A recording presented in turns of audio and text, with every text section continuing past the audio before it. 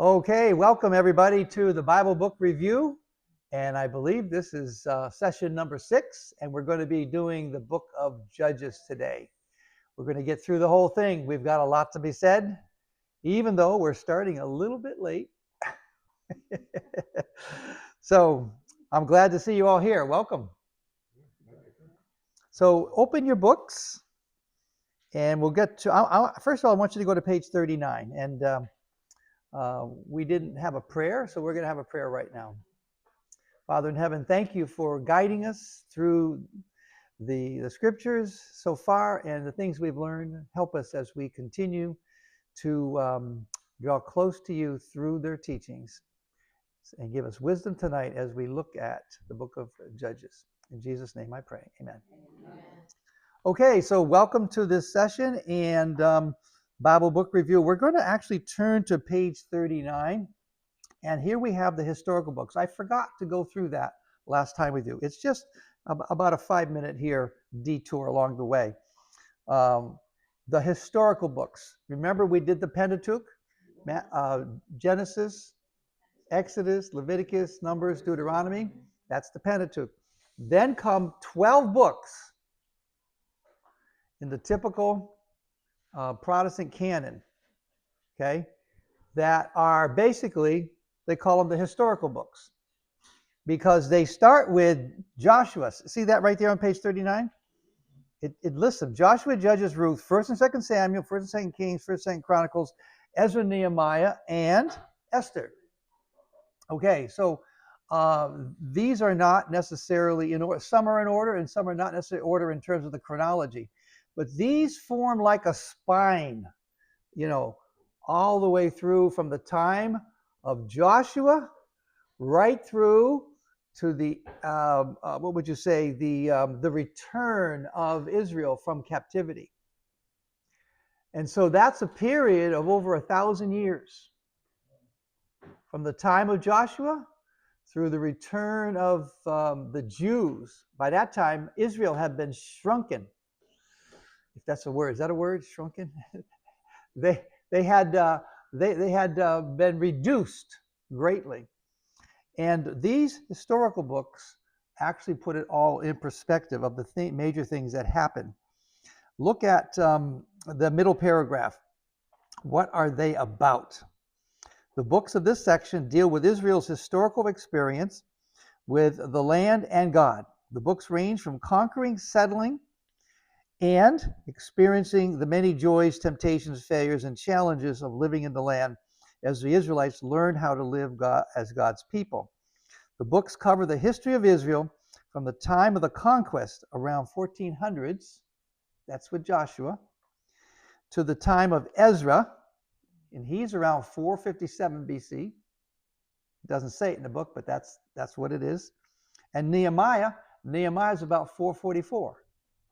Now these numbers and these dates, I want you to memorize, because this gives you understanding of the structure of his Israelite history, and so you understand the Bible so much better.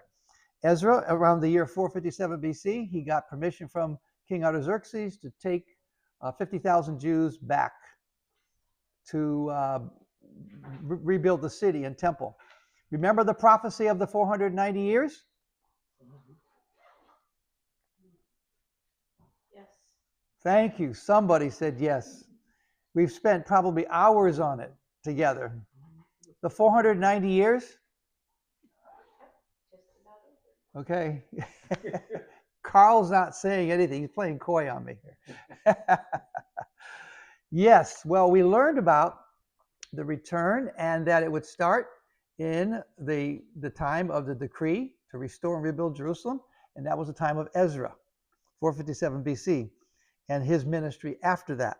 And then Nehemiah came to shore up what was incompleted for the time of Ezra. So Ezra and Nehemiah worked together, and that's what we find there. Notice the next sentence. In between, we find a dramatic history of a people, their kings, many painful disappointments, and some remarkable accomplishments. Israel changed from a loosely organized group of 12 tribes to a united kingdom under David and Solomon. So Israel became really strong under David and Solomon. Saul was the first king, but he was unimpressive. But David and Solomon really built the kingdom strongly.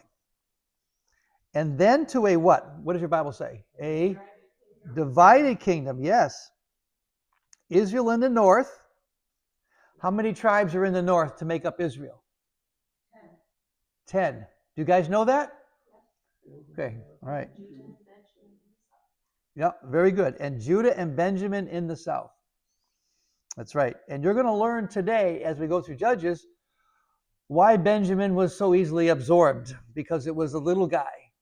And the reason for that is in the book of Judges, which we're going to get to. And there were 19 kings in the north, and there were 19 kings, although there were 20 rulers, but one was really kind of a usurper, and it was a lady. But so there's 19 in the north, 19 in the south. How many good kings were there in the north in Israel? 0. There were no good kings. How many good kings in the southern kingdom, Judah and Benjamin? Well, it says here 8 kings, but actually only 4 without any negative statement. The others were kind of good and bad. Yeah. But the point is that the reason why the southern kingdom outlived the northern kingdom was because they had some good kings, and God blessed the kingdom for a certain period of time while the good kings were in power. Does that make sense? For example, the destruction of Israel came in what year? You got to remember this. I've said it many times. Come on. By what country and by what year did they come and destroy the tribes in the north? No. The northern kingdom. No. Assyria. Yes. Did you say Assyria? Yes. It's one of the two. It's Assyria came and destroyed the northern kingdom in what year? Babylon destroyed the southern kingdom. So Assyria destroyed the northern kingdom in the year 722. Write it in. Actually, it's right there in your book on page 40. In the middle paragraph, right there, you'll see 722. You can circle it or highlight it, whatever you're doing. And that left the southern kingdom, Judah. We just call it Judah because Benjamin was kind of absorbed into it. The Babylonians came and destroyed that in 586. Again, the date is right there in front of you. Now, we start the beginning of these kingdoms when they divided from Solomon's kingdom. Solomon died, and in 931, Rehoboam became king over the whole realm. But he didn't treat the 10 tribes right, and they decided to vote with their feet. They left the organization of Israel, and God was in it, and they became Israel in the north. There was no Israel in the south, there was Judah. Okay? At that point, in 931, you must think split. Israel was reduced to 10 tribes, and they went into the north, and Judah and Benjamin were in the south. That means from 931 to 722 is how many years? Who's got a calculator? From 931 minus 722 is how many years? 209 years. That's how long the kingdom of Israel lasted with no good kings. Must have been 209 years of miserable history. And it was. But the southern kingdom, Judah, lasted until 586. So take 931 and subtract 586, and you'll know the number of years Judah was able to be a kingdom. Someone says, why do we have to know all this? You don't have to know it, but by knowing it, you understand the Bible. because the Bible is a historical book. Okay, how many years did you get? 345. Yeah, 345. So that means that if you subtract 209 for 345, that means that having some righteous kings added 136 more years of life to the kingdom of Judah. I just find those numbers interesting. So anyway, this is the introduction to the historical books. And so far we did one of them. I meant to do this first, but we went directly to Joshua. So now I went back to just share this little section of the book with you. So now we're going to go over to the book of Judges. So let's go over there on page 45.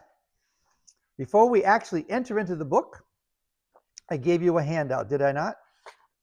That says, Excursus, the attractions of idolatry, from something called the New American Commentary.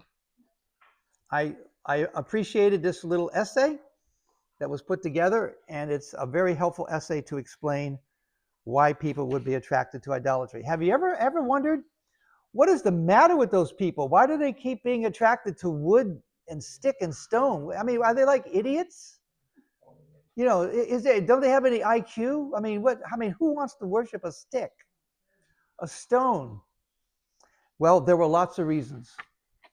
And they were so many that it was an extreme temptation. So much so that God said, I want you to erase the existence of all these nations so you won't be tempted.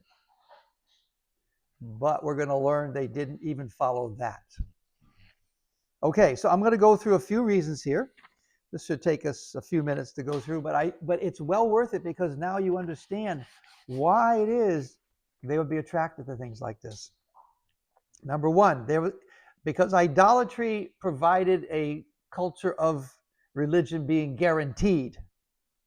So the presence of a god, I'm looking at the first sentence here, the presence of a god or goddess was guaranteed by the presence of an idol, since the idol partook of the very essence of the divinity it was designed to represent. So in other words, if the stone or if the piece of wood or the altar or wherever the god was worshipped or taken a hold of, it was believed that the presence of the spiritual God, wherever he was in the idol. What do you think about that? When, for example, a statue of a given god was carved and certain ritual incantations spoken over that statue to cause the essence of the god to enter it. That's a little bit like what the Roman Catholics do at Mass. They take a wafer, right? And by virtue of the power of the priest, quote unquote, he calls down Jesus from heaven and the wafer becomes Jesus. And that's why people genuflex when they go into a Catholic church, because the host is present. Right? Who was a Catholic? Me. Okay. Is any of that true, what I just said? Right. And at first, they used to tell us before you go, and if you're going to receive the Holy Eucharist, they used to call it the Holy Eucharist. Mm-hmm. You cannot eat for 3 hours before you go if you're going to receive it. And you couldn't even touch it. Now they're playing with it. Okay, well, that is beyond my discussion at this point in time. So anyway, the idol brought the presence of this divinity. Okay, it was believed, and the illustration. I mean, there are a lot of honest, sincere people who believe in the Catholic system, and I'm not trying to knock them down, although I don't think it's correct according to the Bible. But the thing of it is, it's what they believe, and that's an example of what this thing is in regards to the idol. So it was guaranteed that God was going to be there. Selfish. Idolatry was an entire materialistic system of thinking and behavior, sometimes called the fertility cult, built on the idea that the gods could do virtually anything but feed themselves. The gods were helpless at feeding, at eating. This sounds so convenient, doesn't it? How can you do anything but you can't feed yourself? And if you're a god, why do you even need to eat? So, The one sort of hold or advantage humans had over the gods was the ability to feed them. Accordingly, it was felt that if one fed a given god, and a god was in turn obliged then to use his power on behalf of the feeder worshiper. So if I give food, meat, whatever kind of food to an idol, that means that I'm feeding you. Therefore, you owe me. Quid pro quo. Do you know this is going on in Cape Coral? To give you an example, because I've seen it with my own eyes. Some of these nail salons, well, most of them around here, they're all Vietnamese, some are American. But they'll have like a little Buddha, like a little tiny on the floor in the corner somewhere. Mm-hmm. They'll burn an incense, and sometimes they'll have food offerings Right, next to it. right. Yeah, it's a typical pagan practice, and so it was done here in the land of Canaan where the Israelites came in. Number 3, easy. Frequency and generosity of worship, sacrifices, were the sole significant requirements of faithful idolatrous religions. Idolatry minimized the importance of ethical behavior. It didn't matter how you acted. All you had to do was feed the gods, and they became obligated to you. This is perfect for human nature. I want to make a deal with God. I want something, and I'm going to give you, what you need. Exactly. Down the last sentence that's highlighted. By contrast, idolatry was easy, requiring sacrifices, but little else. See, the moral behavior was required by the God of the Hebrews, Yahweh. If you worship Yahweh, you couldn't act immorally. You had to act ethically. Convenient, number 4. Deuteronomy 12:2. I'm just going to summarize. Tells the Israelites that they had to go to a certain place that God would tell them to offer sacrifices. In other words, it became Jerusalem. Eventually, first of all, it was Shiloh, then it was Jerusalem. And so everybody had to go to that spot to offer their sacrifices. For idolatry, you could go anywhere. It was everywhere. But Yahweh required that they had to go there. And it says here, it says 1 Kings 14:23. Do you see it there in your handout? Reports of Israelite idolaters that they also set up for themselves high places, sacred stones, and Asherah poles on every high hill and under every spreading tree. They were simply following the nations. They were filling up their nation with these things that were in the other nations around, so that you could get to it very, very easily. Yeah. The next one on page 2 is normal. Hey guys, welcome. Welcome. We reserved 2 chairs for you over here. Yeah, I'm recording the session, so I'm going to keep on going, okay? But welcome, you guys. So good to see you. Yes. Yeah. Teresa, we'll give you the papers where we are. We're studying right now why it is that the Israelites would worship idols. Why in the world would they actually do something like that? Sticks and stones? I mean, would you worship a stick and a stone? No, why not? You're too smart, right? Not after you hear all these reasons. We're doing number 4. Idolatry was the common way of religion, without exception, outside Israel in the ancient world. This made it seem entirely normal, since no one could find any parallel to the Israelite covenant obligations to worship an invisible God. So the next sentence, idolatry was, as well, the settled, experienced Canaanite way. Go on down further where it says, Canaanites necessarily involved various idolatrous magical rituals used for generations, from boiling a goat kid in its mother's milk. That's one of the reasons why God prohibited it. To sowing a crop in special patterns, 2 different kinds of seed plants, and so forth and so on. Making offerings to Baal and Asherah. So it was considered normal. Today, what's considered normal? What is the spirit of the age? You go to work on Monday, sometimes Sunday, you moonlight on the weekend, but you go to work on Monday, you hate your job, you just put it in, you are very carnal and fleshly, you look at things you shouldn't be looking at, you swear, you can't wait for the job to be over, you go get a drink, you hang out, you play games, you bet, you poker, you do gambling, you go to ball games, and then you have to go up Tuesday morning and do it all over again, and do it all week long to the weekend when you can blow it, and then you go to church, and you have to like take the wafer, do whatever, and now you're good. I think I described a lot of the United States of America. What do you think? Now, again, people don't know better, but we have to understand what the facts are. Number 6, logical. Idolatry was polytheistic, syncretistic, and pantheistic. Do you understand what those words mean? What is polytheistic? Many gods, right? Syncretistic. They blend together. You know, you got your God, I got my God, let's get together. And pantheistic. They were everywhere. They were in everything. God is in this table. God is in my phone. God is in the plants, the animals. And so it seemed the right way. Next paragraph. Ancient people believed in 3 categories of gods. I told you about this last week, but I'm going to emphasize it again now. All of which any individual was likely to differentiate by his or her own beliefs and worship. 1, the personal God. 2, the family God. And 3, the national God.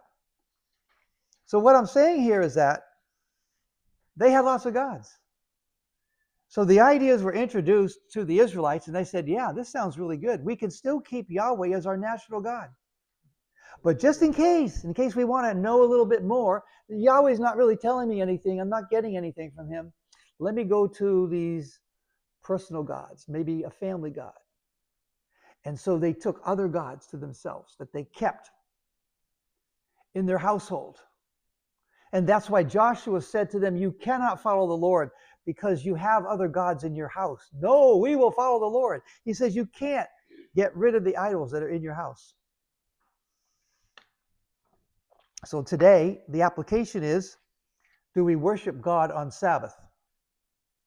And then on Sunday, all through Friday, do we depend upon other things in our life and not look to Yahweh? The gods of our jobs, the gods of our schools, the gods of whatever you think you're doing. Search for money, bank accounts, investments, real estate, relationships taken over. Thank you. You're very good. You should do this. But yeah, all those things. Yeah. And things that we trust in. These are the gods of today. The gods of science. Science says, you know, it may be true. It may not be true. Science has been proved to be wrong many times. So we have to understand these things. The paragraph says, let's see here, no Israelite. Do you see it there? About 5 lines down. No Israelite, no matter how totally immersed in idolatry, would ever answer no to the question, do you believe in Yahweh? The answer would be, yeah, sure. I believe in him. What are you kidding? Do you have other gods? Well, of course. Doesn't everybody? It's normal. But at most times in Israel's history would sadly see him only as a national God. The one who had brought them out of Egypt, or the one whom they would appeal in times of war. Their greater day-by-day loyalty and worship would be directed toward the various idols representing their various categories of gods. That's very significant. Because that's why when we read the prophets, when we read the story of the kings, we see them constantly going to other gods, and at the same time, presumptuously going to the temple to worship. Jeremiah chapter 7 is a classic example, where he says, how do you think that you're going to be accepted by God when you go ahead and commit adultery, when you murder, when you steal, when you do all these terrible things, and then come to my house and act like as if you are followers of me? No way. So anyway, there's that interesting tidbit. Number 7, pleasing to the senses. 1 Kings 19:18 describes the Israelite practice of worshiping the fertility weather god, Baal, by, in part, bowing down to his idol and kissing it. Have you ever bowed down to an idol and kissed it? You have, okay. Well, it's a little bit of a strange thing to do for most of us. There is a statue in Rome, isn't it? Mhm. People go by and kiss like the toe of Peter, which used to be a different. I've heard about that. Yes, I think they stopped him from doing it because they were wearing away his big toe or something. But that statue used to be one of the idol gods. Yeah, what were you saying, Carl? Blarney Stone? Blarney Stone? You're going to have to fill me in on that one. I don't know about that one. One in Ireland where you have to get up there and you got to bend over in a funny way and kiss the stone? Okay, I can learn about that. Wealth or whatever the heck. So anyway, details of this is happening in Israel. Some of the extensive depictions of various creatures in idolatrous form worshipped in Jerusalem. Idolatry provided worshippers with images of divinity pleasing to the eyes, spawned a whole entrenched industry of image making. Next page. The last page, page 3. Okay, if all that wasn't, in other words, idolatry was really decked up as something illustrious and pretty. Yahweh was kind of boring. A tent, you couldn't see him. A tent made of animal skins, and then of course they built the temple in Solomon's day, but still you couldn't see God, and you had a bunch of priests running around killing animals. That was it. Not exactly a wonderful experience by some standards. So it was very simple compared to that exorbitant form of worship. Number 8, indulgent. Although the Israelites were permitted by the covenant to eat meat whenever they chose, Deuteronomy 12:15, the usual pagan practice was to eat meat only as part of a worship sacrifice to an idol. That way, a portion of sacrifice would go to the idol as a burnt offering, a portion to the priest representing the idol and his family, and the remainder to the worshiper and his family, thus never wasting the effect of eating meat, but rather getting double the value from the meat, nutrition for oneself and favor for the idol, God. Accordingly, the more frequent one ate meat, since it always was eaten in connection with worship, the more meat one ate, since thereby the God's portion was increased, the more likely one could curry favor with the gods. Pigging out thus typified pagan sacrifices in contrast to the more clearly symbolic value of an Orthodox Israelite's worship. Heavy drinking and drunkenness also were considered proper in idol worship feasts, because debauching oneself was simply part of being generous to a god.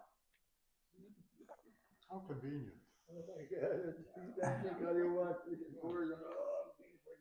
So as you see, this is becoming a little bit attractive, to human nature. You got to be really born again and focus on the Lord to not be attracted to this sort of thing. But the last one's going to be the cherry on the cake. Erotic.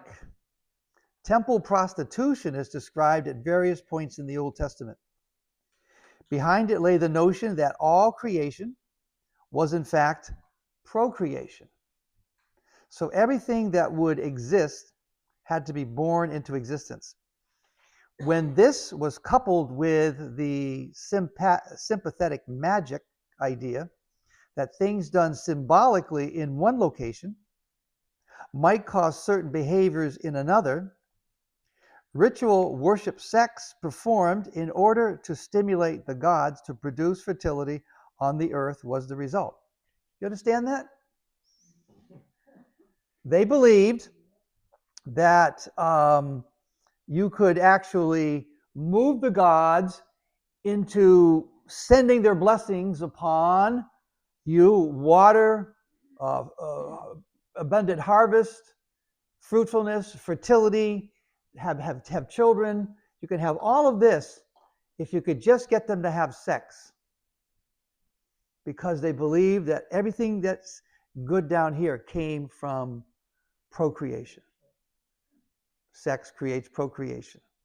So what they believed is that if we can get the worshipers or some professional temple prostitutes, male and female, both, if we could get them doing that in the service, everybody watching it and rooting it on and participating, who knows? There's questions about that. That would make the service worth it. And hallelujah. So it was a part of the service. And so it was like built-in pornography. You could watch it in front of yourself and participate in it. And that's what the Israelites, when they reformed from paganism, we have Josiah going around and destroying all of these temple cult prostitutes. Because they had a business. That was like their business. They were paid well. They got everything they needed. And do what they want. So now, what do you think about the attractions of idolatry? Well, you can get drunk and screw. I mean, it's perfectly legal and it's encouraged by everybody. And you're religious. Oh, God. Yeah. How do you beat that? So that's how, for example, we read in Numbers, Balaam was not allowed to curse the Israelites, even though Barak, the king of Moab, paid him handsomely. He came 3 times to do it, and he couldn't do it. He could only speak the blessing. But then Balaam was so interested in making money that he went to King Barak and he said, there is a way to ruin them. I can't do it through curses because God won't let me, but there is a way. What you need to do is send all your Moabitess beauties into the camp and invite them to parties. And they will give way. And once they give way and be involved in this kind of immorality and start worshiping the gods that they do and coming to those services, then your people will break faith with God. And that's called the Baal of Peor, Mount Peor, where they worship Baal, and thousands of Israelites were killed by the Lord. And so it happened. That's an illustration of the nature of that Canaanite worship. And it's also an illustration of why they had to be destroyed. Because they had reduced worship to some of the vilest things that you could do to ruin the concept of morality, family, and so forth. All right, that's all I'm going to say about that. That was a lot, wasn't it? Ready to go to Judges? Now, when we read in Judges how it is that they went and followed the idols, you're not going to say to me, how stupid, Pastor, how could they do such a thing? And I'm going to say, what, you didn't hear me? All right, Judges, how many chapters? 21. Good. And the word judge means savior, redeemer. And the judge performed at least 2 functions. Performed the service of saving people, saving the nation. And it performed the service of judging. So there was judging also, okay? I thought it meant liberator. Liberator, yeah. Savior. Person or entity that sets someone free from imprisonment, oppression, or foreign control. Sure. Are you reading from the book? I wrote it in. Oh, yeah. No, well, that's good. I mean, yeah, it means a liberator, yes. A savior, someone who comes and delivers them. And that's exactly what it is. All right. Now, the purpose of the book here, the book of Judges is a long narrative warning to all of God's children against forgetting God's instruction and acting like the nations of the land. After the tribes of Israel settled in the promised land, they began a fast, moral, and spiritual decline. That's why they couldn't finish the job and conquer the land. If you go out to do God's will, to preach God's word, you need to be close to God to have efficiency. Not by might, nor by power, but by my spirit, saith the Lord. But the Lord is not going to give you his power and his spirit if you are dancing around the edges and making a little trip now and then to the gods. It's his red line. There were still Canaanites left to fight. The conquest wasn't complete. The Israelites were disobedient despite their claims to be faithful to God. And that's that passage in Joshua where they had gods in their home still. But even in those times when the Israelites turned their back to God, he was filled with compassion and mercy. He raised leaders, judges, to deliver his people from oppression. The book of Judges offers a theological or prophetic look at the history of God's people. Like the book of Joshua, Judges contrast God's faithfulness to humanity's unfaithfulness and fickleness. Next sentence. One of the main purposes is to demonstrate the need for kings who would care for Israel today. There's a constant refrain in the book of Judges, and it goes like this. Have you heard of this? There was no king in Israel in that day, and everybody did according to what was right in their own eyes. Have you ever heard that phrase before? But I thought God didn't want them to have kings. The book of Judges is teaching the value of having kings. And that's why you can take it up with the author of Judges, which is who, by the way? We don't know. We don't know. Some have suggested Samuel, like for example on page 48 in your book. Let's see. No, I'm sorry. Page 47 in your book. Author. There's no indication in the book as to who its author was. Ancient Jewish tradition credits the prophet Samuel as having written the book, although this is far from certain. So some books we just don't know, and Judges is one of them. There you have a nice chart, which is what I gave you, and I realized that afterward I didn't need to give you that, but this is a nice chart of all the judges and who their names were, where you can find it in the book of Judges, what tribe they came from, what was the oppressor at the time that they delivered them from, and how long the oppression was before they delivered them, and then how long they had a period of rest, which is it's something they mention all along. How long they were under the oppression of a certain nation, and then when the judge came, how long he was able to bring them peace. On page 46, you have the circle. Can you see it there? It's a circle that is like the cycle of the yo-yo, up and down, seesaw, up and down. It starts when Israel disobeys. Everything bad starts when Israel disobeys.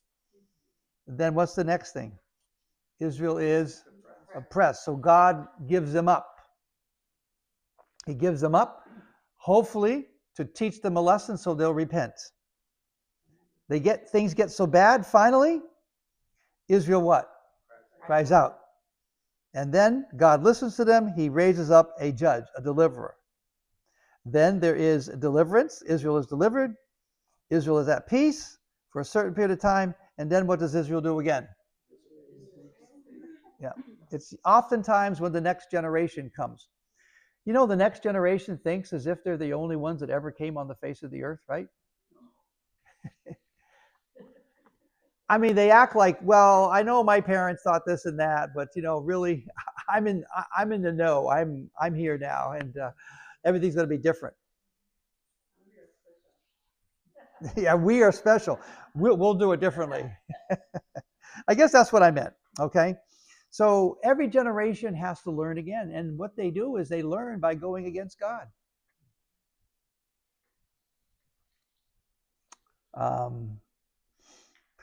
Okay. So now what we're going to do is we're going to look at the key parts of the book of Judges.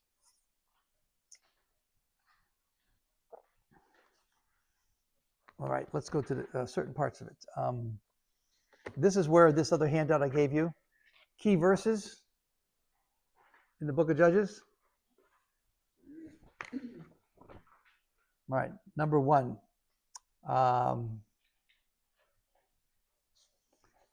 Incomplete conquest of the land of Canaan.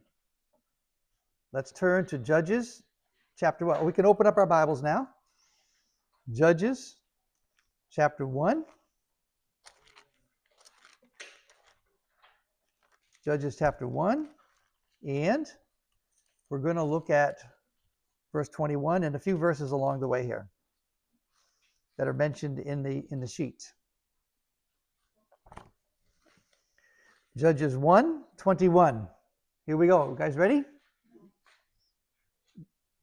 I do hope you know how to find Judges.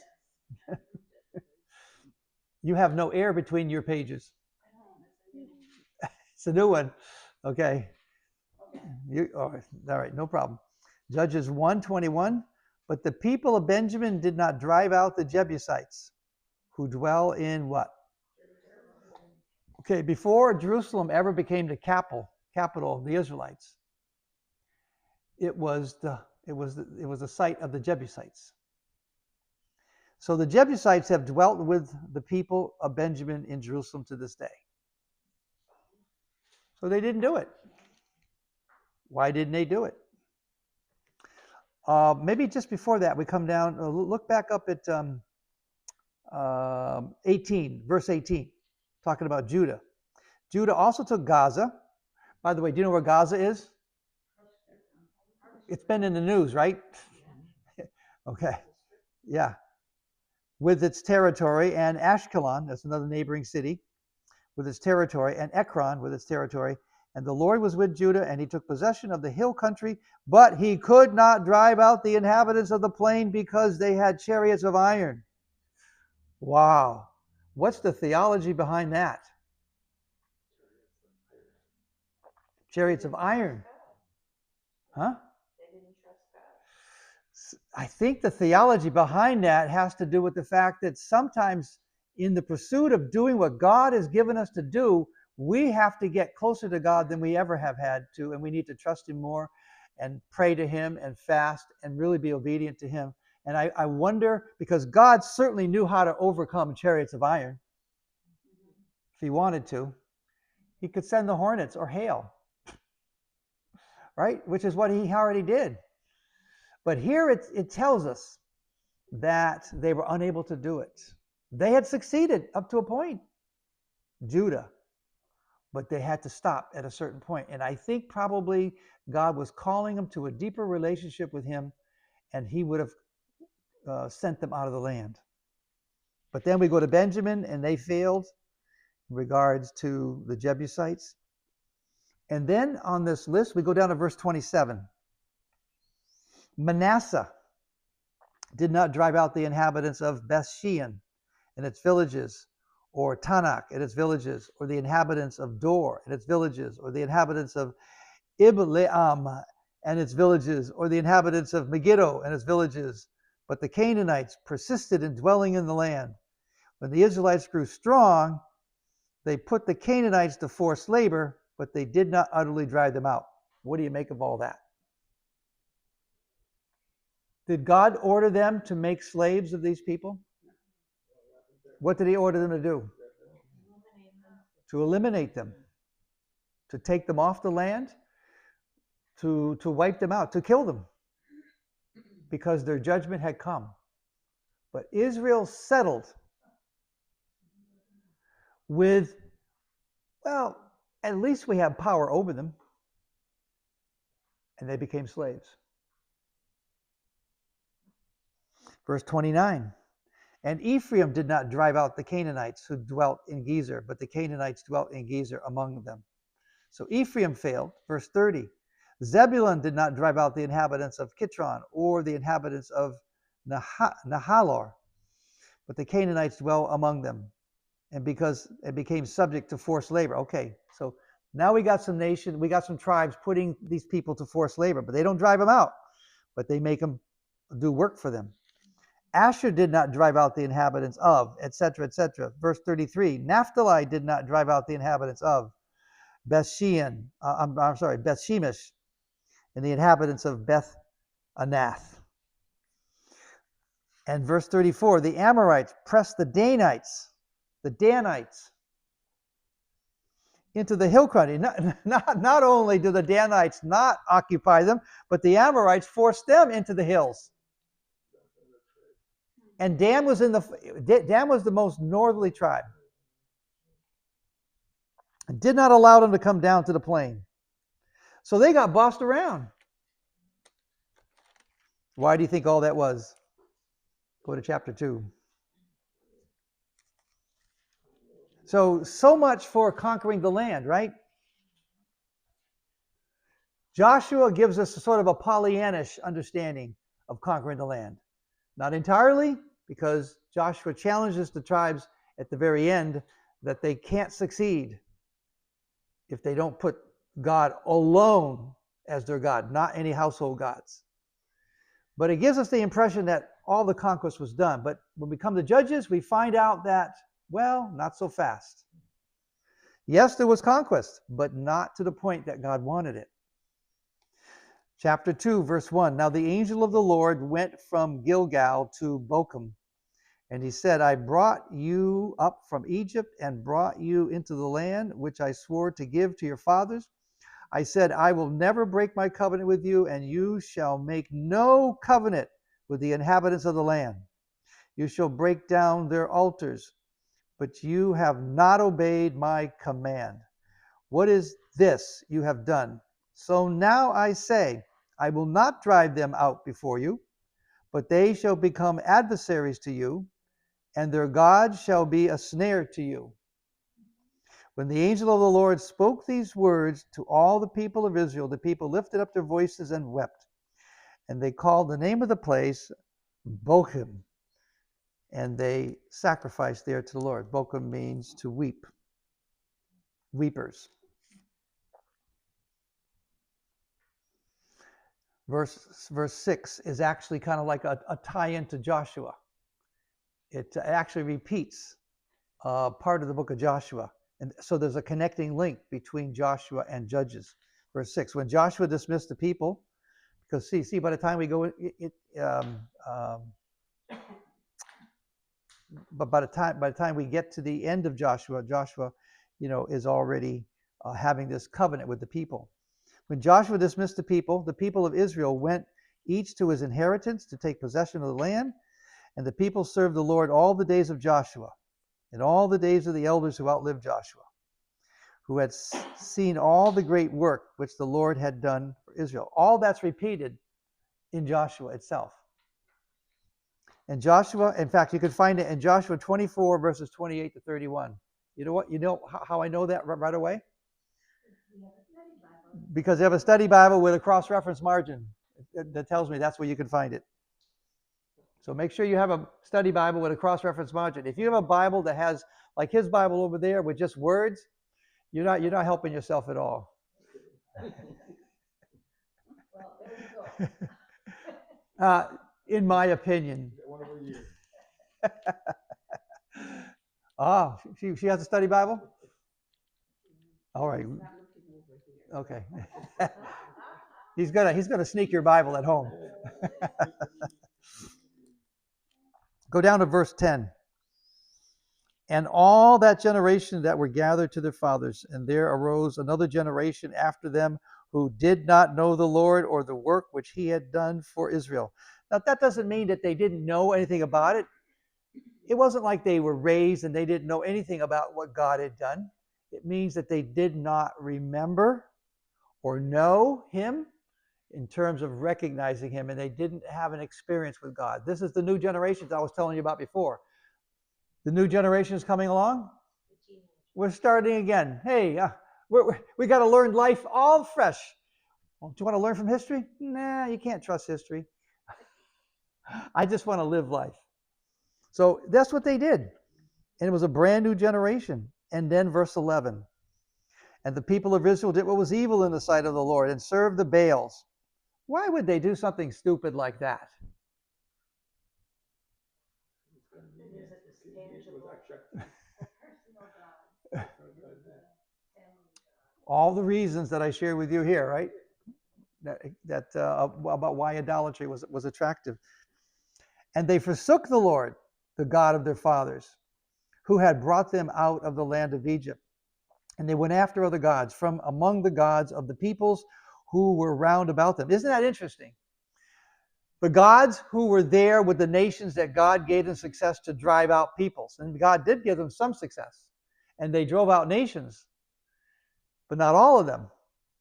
They then are adopting these gods. Isn't that silly? If they can't protect those nations, why then would you depend upon them? From among the gods of the peoples who were round about them, and bowed down to them, and they provoked the Lord to anger. They forsook the Lord and served the Baals and the Ashtaroth.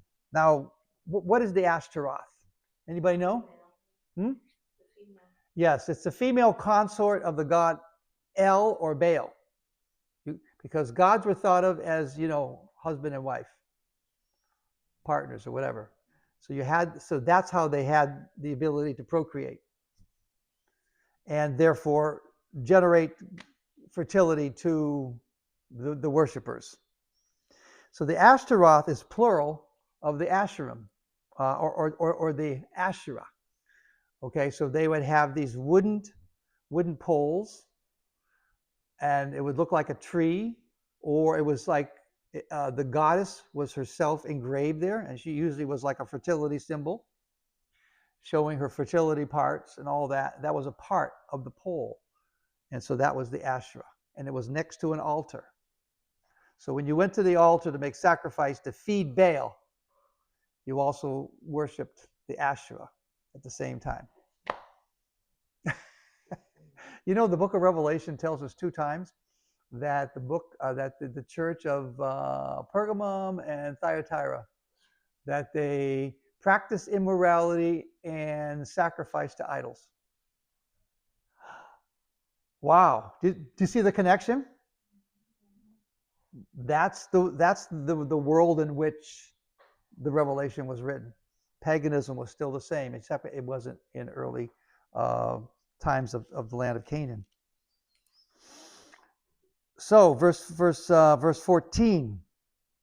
The anger of the Lord was kindled against them, and he gave them over to plunderers who plundered them, and he sold them into the power of their enemies round about, so that they could no longer withstand their enemies.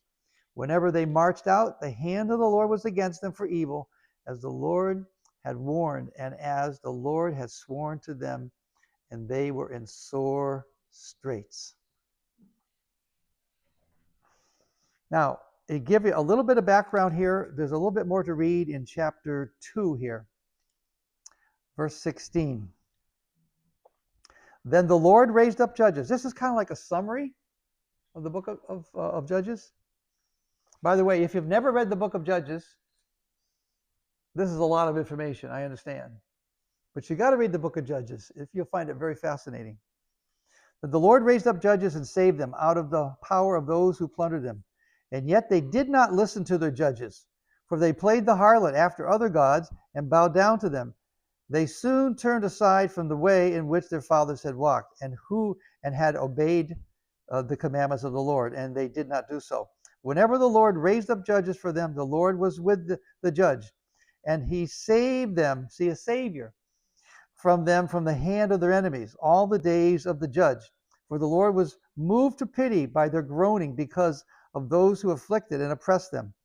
But whenever the judge died, they turned back and behaved worse than the fathers, going after other gods, serving them and bowing down to them, and did not drop any of their practices or their stubborn ways. It's tiring to read, isn't it? So that's that cycle that we talked about. Verse 21. I will not henceforth drive out before them any of the nations that Joshua left when he died, that by them I may test Israel, whether they will take care to walk in the way of the Lord as their fathers did or not. So the Lord left those nations, not driving them out at once, and he did not give them into the power of Joshua. That's the reason why the Israelites ended up living with the pagan nations in the land of Canaan. That's why we still are here in this world. How long do you think it would take if everybody in the church, everywhere, how many people in the Adventist church? 24 million. 24 million, okay. Let's cut them in half because only half attend. 12 million. What would happen if 12 million people all of a sudden received the power of Pentecost? It would explode everywhere, evangelism, right? And we wouldn't have to wait very long before God would finish his work. If only. So, chapter 3 lists where the individual nations that were left to test them. Verse 5 says, so the people of Israel dwelt among the Canaanites, the Hittites, the Amorites, the Perizzites, the Hivites, and the Jebusites. That's all the sites.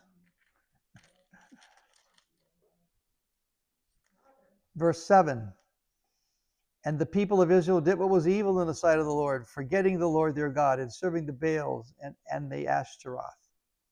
Therefore the anger of the Lord was kindled against Israel, and he sold them into the land of Cushan-Rish, Athaim. Boy, that's hard to say. I can't even hardly get through that. You guys got a name like that? That long?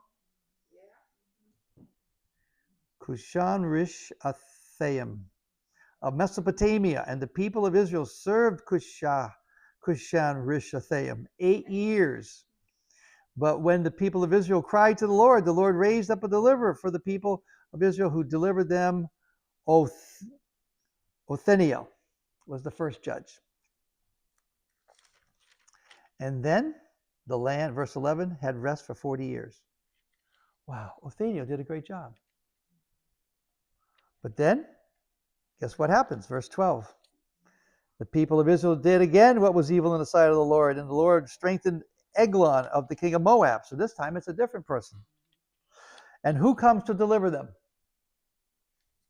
If you had a study Bible, you'd know right away because it's printed in the next paragraph. Ehud. E-H-U-D. Ehud. And it talks about his episode and how he delivers them from the Moabites. Chapter 31. They had rest for 80 years. Verse 31, and after him was Shamgar, the son of Anath, who killed 600 of the Philistines with an ox goad, and he delivered Israel. He sounds like Samson. And then you come to the more notable judges. Deborah, the first female judge. But she was not supposed to go to war because she's a lady. So she hires, or she gets Barak to join her. And Barak summons the tribes, and they go and they oppress the Canaanites. And they're delivered. And in chapter 5, there's a great song. There's a song of Deborah. It's all about their deliverance, which we don't have time to get into. Then we come to chapter 6. 6 through 8 is the whole episode with Gideon. How many of you know the story of Gideon? You guys know the story of Gideon? No. Okay, we're going to go by it then.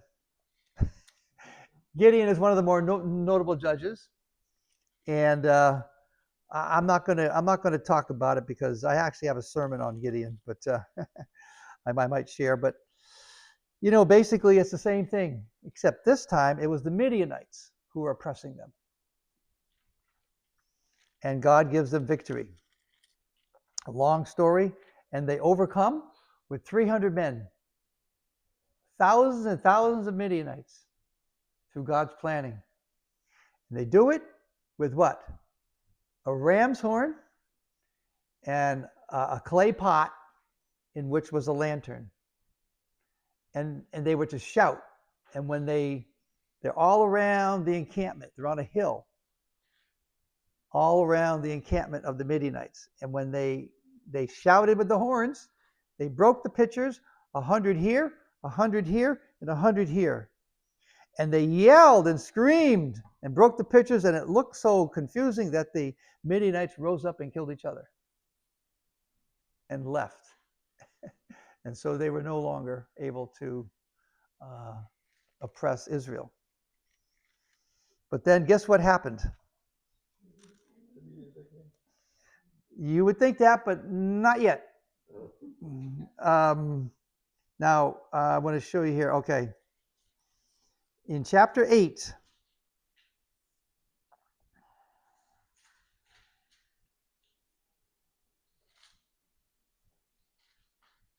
Gideon collects the spoil of the slaughter of the kings of the Midianites and so forth.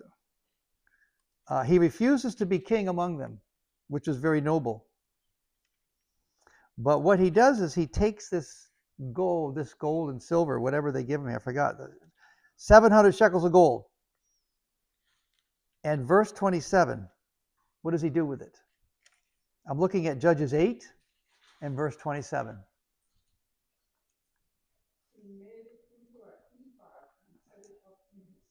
He made an ephod and put it in his city in Ophrah, and all Israel played the harlot after it. It was an idol of some sort. They went back to the same thing. Even though God worked through Gideon, and yet still his inclination, his habits are so ingrained in their minds that they can't break away. And it became a snare to Gideon and to his family. So God had to work with who he had to work with. Verse 28, so Midian was subdued before the people of Israel, and they lifted up their heads no more.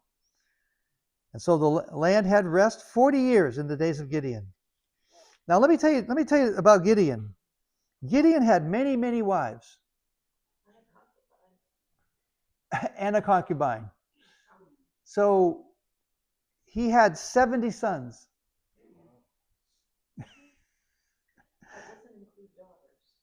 No, there's no mention of daughters here. And so he had many wives and he had 70 sons. And then verse 31, and his concubine, so in other words, beside all the wives he had a girlfriend, which was like a second wife, but not with the legal standing of it, who was in Shechem, also bore him a son, and he called his name Abimelech.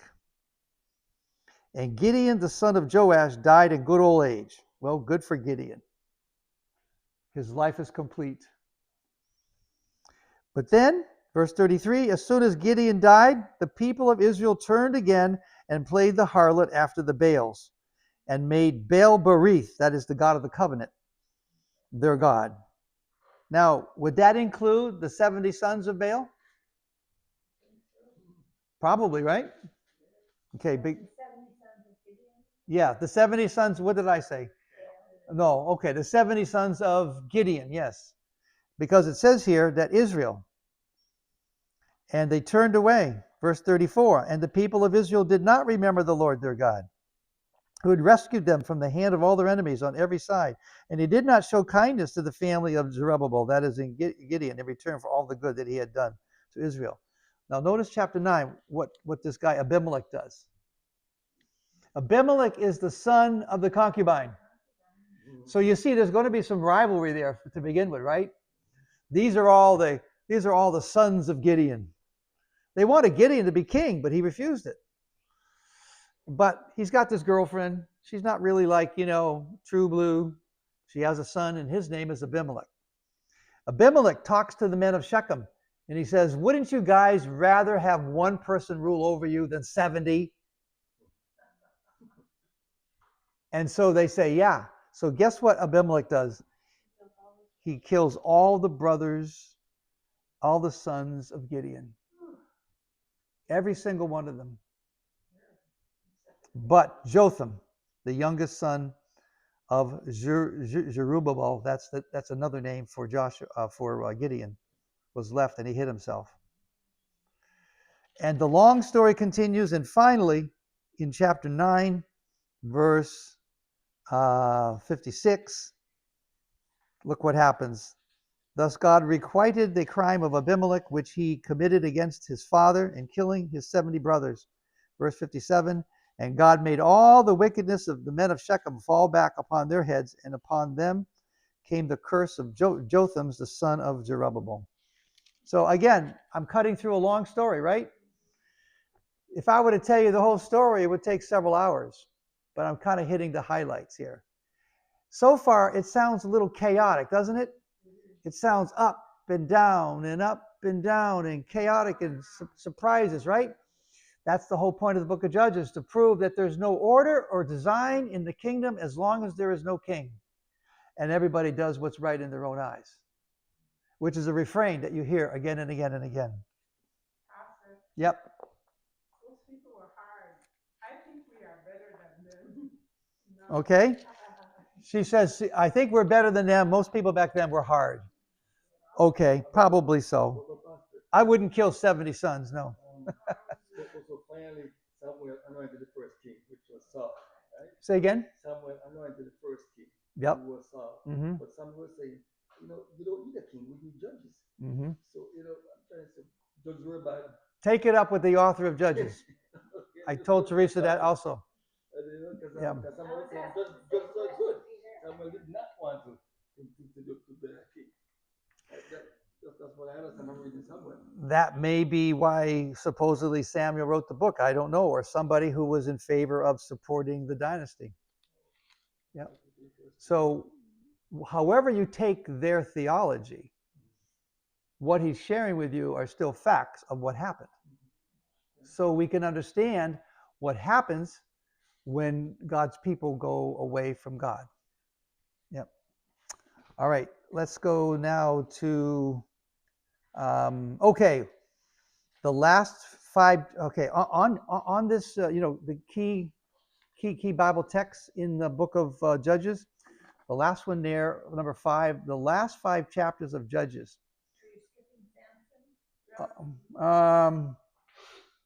Yeah, we already know the story of Samson, right? We know it by heart, right? Samson was a miracle child. He came. He was supposed to be a Nazirite. Not only he, but his mother was not to drink any strong drink, not even grape juice. They were to let his hair grow. He was a Nazirite. He was dedicated, and he was filled with God's Spirit from the early ages.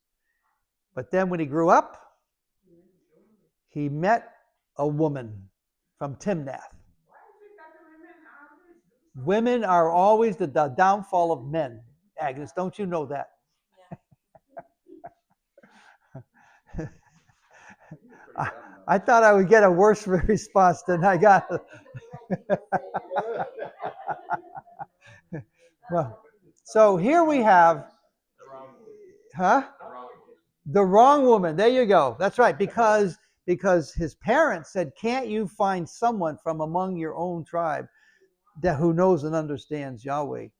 Why must you go down to the Philistines? And his response was, she pleases me well, go and get her.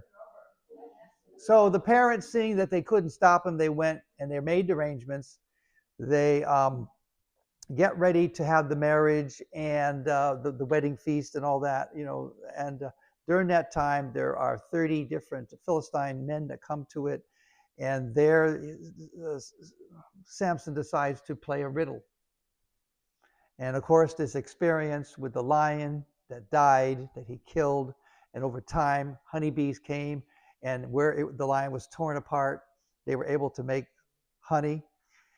And he shared some of the honey with his parents, and he came up with a riddle. And nobody could guess the riddle. And the wager was 30 changes of clothes. And so they finally pressured this woman from Timnath to divulge the secret. And so he knew about that, and he says, okay, if I owe you now 30 changes of clothes, I'm going to go over to a certain place. And he found 30 men, and he killed them and took their clothes. And he came and he paid off his debt. But then the the Philistines didn't like that, obviously, and so they went and took the woman and her father and burned them alive in their house. Burned down the house. When Samson found out about that, he became very angry, and he collected a bunch of foxes. He tied their tails together somehow, lit them on fire, and set them in the fields to burn the whole thing. Now the Philistines are getting serious and very angry. So what do? They go to the Israelites and threaten the Israelites. And they say, unless you give up Samson, we're gonna make it bad for you guys. So the Israelites went and found Samson, who was resting by some place called the Rock. I forgot exactly where he was. And there he was waiting. He was just resting, and here come 3,000 Israelites because they're so afraid of him. And they persuade him to give himself up. And the Lord encourages him to do that. And they tie him, they bind him. And it says when the Israelites brought him to the Philistines who were demanding him, that the Spirit of God came upon him, and he broke the ropes like nothing. And he killed 1,000 of them. Well, now he had to leave that situation and then go back to where he had his home. And there he was a judge for 20 years. Became a good man. 20 years. And then the chapter picks up that he decided to go down to Philistine and spend some time with a prostitute.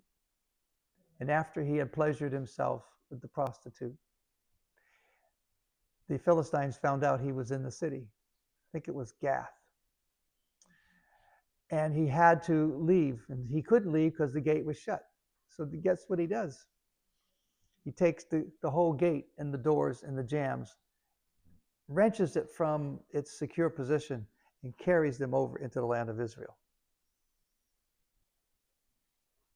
Well, then he fell in love with a lady who was in the valley of Sorek, and her name was Delilah. And then the Philistines saw another opportunity to conquer Samson, and they bribed her with silver. Let us know the secret of his power. She played games with him. 3 times he lied to her. Till finally he couldn't put her off, and he told the secret, and they came and they cut his hair, which was the secret. And of course, it wasn't really in the hair. It was the vow to God to be a Nazirite, to receive superhuman strength, to accomplish superhuman deeds. And he went back on that. And so they captured him. He was unable to save himself. They immediately put his eyes out. They literally gouged them out. Give me your eye. They took it out. They, however they might have done it, I'm not sure, but they took out his eyes, and he became a slave to them and a thing of sport. And they put him in a grinding press area, and he used to go round and round and grind the press. And you know the rest of the story. That on a day when they were celebrating the greatness of their nation and Dagon, the fish god, they decided to bring him to the temple where they could make sport of him. And there, as he was brought by a young boy to the temple, he said, let me rest on the pillars that support the temple. I need support. And there he prayed to God, hear me again one more time, that my death will be with the Philistines, and that with them I will die. And God gave him strength, and he You know, we always have Samson doing this, right? It says there that he did this and crunched him, that he went down. And the pillars came down, and it was like a domino effect, one thing to another, to the effect that 3,000 people were killed. And God delivered his people from the Philistines for a while. So, how about that for not telling the story of Samson? You got pretty quiet. That's a sad story, isn't it? Such promise. And for 20 years, he served the Lord in what like to be a very upright way as a judge. You know? But he couldn't conquer his passions. Now, I want to turn you to, because our time is running, I want to turn you to the last chapters of Judges. And I want to turn you to the story of the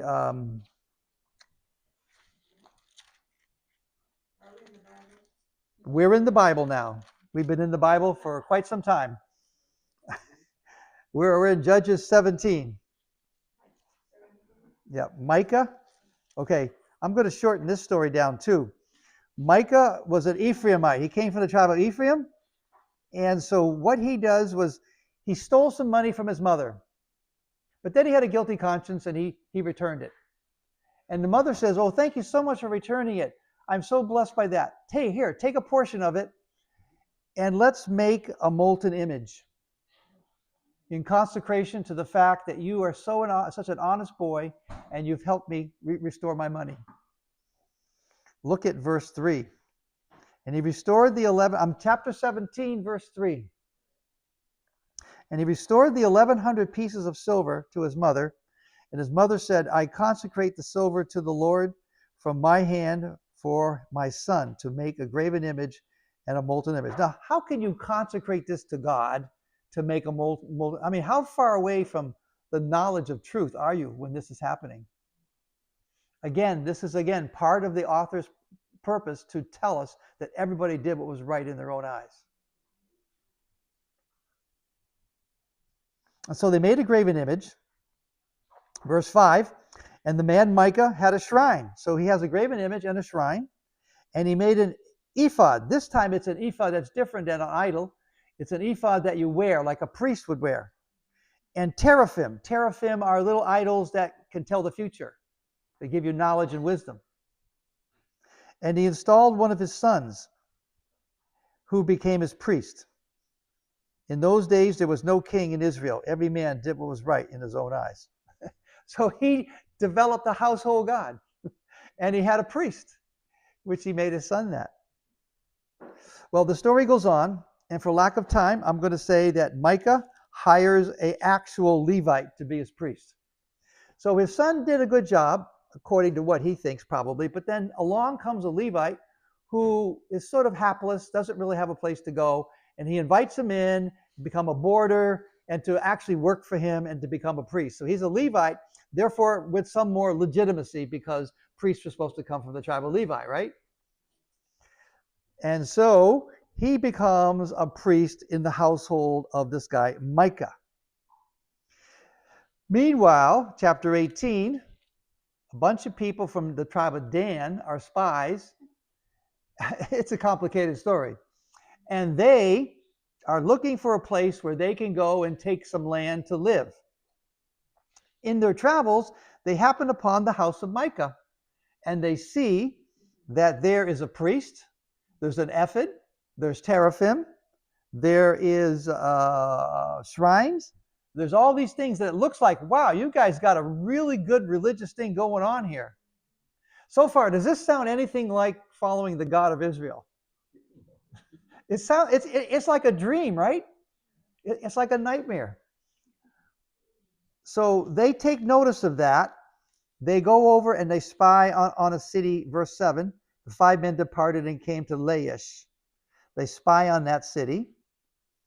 And then in verse 11, they come back with the rest of their people, 600 men of the tribe of Dan, armed with weapons of war, set forth from Zorah and Eshtaol. A long story, verse 14. Then the 5 men who had gone to spy out the country of Laish said to their brethren, do you know that in these houses there are an ephod, a teraphim, a graven image, and a molten image? Oh, and a priest to boot. This is a bounty. We've hit the jackpot.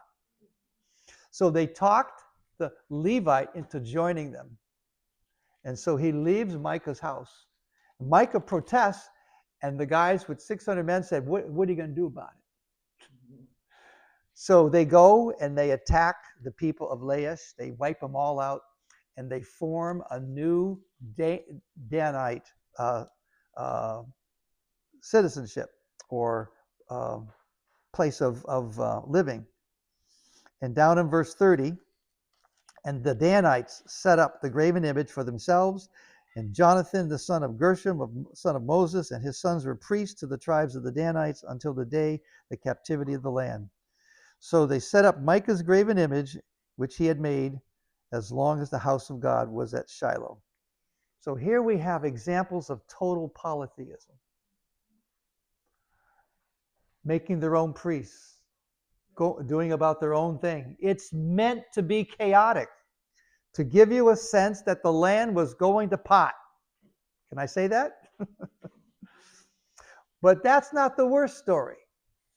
The worst story is this handout that I gave you.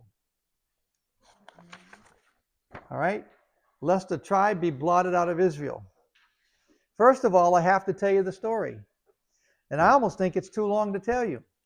You guys know the story of the let's see here, of the Levite and his concubine? You do know it, okay? Yeah, but not when she was alive. Okay. So what happened was this. I'm going to summarize quickly, not details. All right. So there's another Levite. There's another Levite story. All right. It says here, chapter 19, verse 1, in those days there was no king in Israel. A certain Levite was sojourning in the remote parts of the hill country of Ephraim and took to himself a concubine from Bethlehem in Judah. So the concubine gets mad at him and leaves him and goes home to daddy. And so the Levite goes after her and spends many, many days trying to get her back. And finally, he's able to do that. It's a long story. And they go and they spend the night in a town called Gibeah. They were going to spend the night in Jebus with the Jebusites. But he said, no, I want to go stay with the people who are from my nation. So let's not stay with the foreigners. Let's go on to Gibeah. So they go to Gibeah, and they're welcomed into a family of an elderly man who was from Ephraim, but he was himself there living by chance in that area. But he said, you shouldn't stay in the city square. You should come to my house. I have everything I can prepare for you. While they were doing that and receiving this nice hospitality, the men from Gibeah, not Sodom, come over and knock on the door rather forcefully. They want, it says here in verse 22, the last part of verse 22, bring out the man who came to your house that we may know him. These are the people of God in Gibeah, of the tribe of Benjamin. And they want to have homosexual sex with this Levite. Well, the man says, oh, no, you can't do that. Let me give you my virgin daughter, and we also have a concubine here. You can have them. It's exactly like Sodom and Gomorrah, isn't it? Again, what's the author's purpose in Judges? To show that the time was chaotic and immoral. There was no king to bring order. So guess what happened? Verse 24. Behold, here are my virgin daughter and his concubine. Let me bring them out now, ravish them, and do with them whatever seems good to you. But against this man, do not do such a vile thing. But the men would not listen to him. So the man seized his concubine. Okay, the Levite took his concubine and put her out to them. Here, take her. And they gang raped her all night long. Again and again and again and again. Like animals. Verse 26, and as morning appeared, the woman came and fell down at the door of the man's house, and her master was where her master was till it was light. So they must have finished with her somewhere before the dawn, and she was able to manage to get back to the house. Verse 27, and her master rose up in the morning, and when he opened the doors of the house and went out to go on his way, behold, there was his concubine lying at the door of the house, and her hands on the threshold. He said to her, get up, let's be going. What's your problem? Let's go. But there was no answer. You know why there's no answer? She was dead. You know, all that rough housing, they must have injured vital organs. She must have been bleeding inside.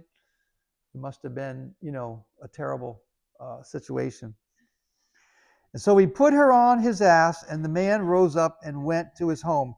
And when he entered his house, he took a knife, and laying hold of his concubine, he divided her limb by limb into 12 pieces and sent her throughout all the territory of Israel. How about that a way to get attention? So the end effect of this is that he gets the attention of all the tribes. And the tribes are incensed. Who did this? Why did you do this? And they come to this man, and he then tells them the facts of the matter. And they get so angry that they march over to seek justice and to put this sin away in Israel. And they come to the tribe of Benjamin. They come to the city of Gibeah. And they say, give us the men who did this, that we may put them to death. And the people of Gibeah said, no, we won't. We're not going to do it. Who said? And so they plan for war. And as they get into the war, the first two sorties or volleys together, the Gibeonites win against the Israelites. And then they got word from the Lord to go ahead and try a third time, and they try a third time. And this time, they wipe out the largest portion of Benjamin to the point where there's only 600 men left in all of Benjamin. Look what it says over there in verse 47, chapter 20, verse 47. But 600 men turned and fled toward the wilderness to the rock of Rimmon, and abode at the rock of Rimmon for 4 months.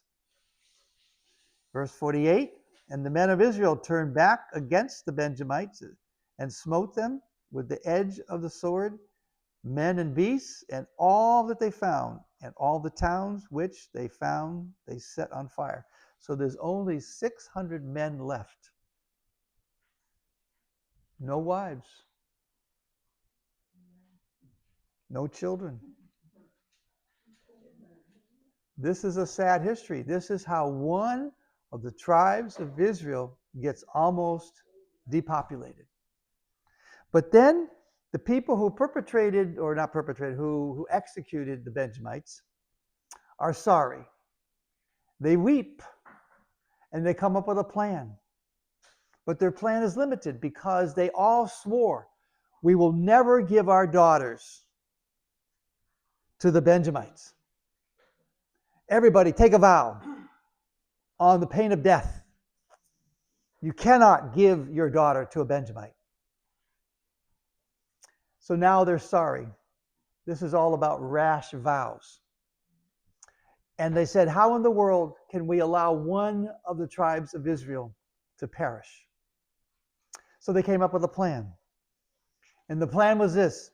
Was there any tribe, any people that when we called and rallied them to come and seek justice over Benjamin, that didn't come to our aid and just remained at home?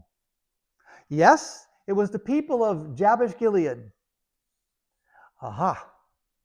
So they went to Jabesh Gilead and they killed all the men and all the women, except for all the ladies who were virgins. And they found 400. And they brought them and they gave them to the Benjamites who were at this rock of Rimmon. The only problem was that there were only 400 women for 600 men. So they needed 200 more. So this is what they did, a second solution. They said, let's go up to Shiloh. You men of Benjamin who don't have a wife yet, you go to Shiloh, and at the feast time, when the young virgins come out to do their dancing, you go and take one. And so they went and hid in the bushes. And when the virgins of Shiloh in that area, they went out to do their ritual dancings or whatever, because they're young ladies, they're entering into a new adulthood. They're all virgins. These men crept up out of their place of hiding, and they all went and grabbed one. And so now the 600 Benjamite men each had a wife. And you want to know how the book of Kings ends? That's it. In those days, there was no king in Israel. Every man did what was right in his own eyes. We did get through it. That's all right. And this explains that last part about the Benjamites very clearly and in detail. You should read this. Very fascinating reading. This is as interesting as watching a soap opera. It's sad to think that this is what God's people had resorted to by that time. But I guarantee you, it will definitely be interesting. So next time, we were going to go into Ruth. Joshua, Judges, Ruth. What comes after Ruth? First and Second Samuel. So we'll probably do Ruth and maybe First Samuel. Okay? All right.